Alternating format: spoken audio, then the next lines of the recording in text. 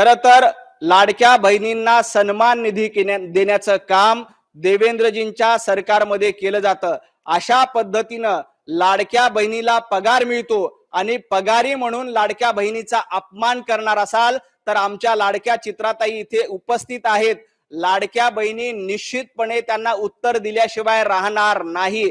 येणाऱ्या महापालिकेच्या निवडणुकीमध्ये, येणाऱ्या स्थानिक स्वराज्य संस्थांच्या निवडणुकीमध्ये आमच्या लाडक्या बहिणी तुम्हाला तुमची जागा पुन्हा एकदा दाखवून देतील। विधानसभेच्या निवडणुकीत देखील लाडक्या बहिणींच्या आशीर्वादाने देवाभाऊ तिसऱ्यांदा मुख्यमंत्री झाले आणि अशा लाडक्या बहिणीचा अपमान संजय राऊत जर का पगारी नोकर म्हणून करत असतील तर लाडक्या बहिणी त्यांना त्यांची जागा दाखवून देतील। पगारी नोकर कोण आहे हे महाराष्ट्राला सांगायचं का?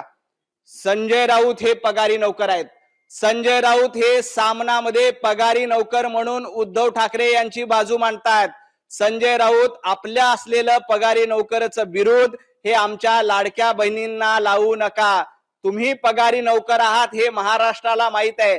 तुम्ही सामनामधून किती पगार घेता हे महाराष्ट्राला माहित आहे।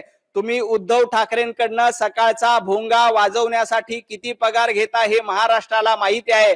त्यामुळे कृपया आमच्या लाडक्या बहिणीला पगारी म्हणून त्यांचा अपमान करू नका। येणाऱ्या स्थानिक स्वराज्य संस्थांच्या निवडणुकीत, महापालिकेच्या निवडणुकीत तुम्हाला या लाडक्या बहिणी जागा दाखवून दिल्याशिवाय राहणार नाहीत।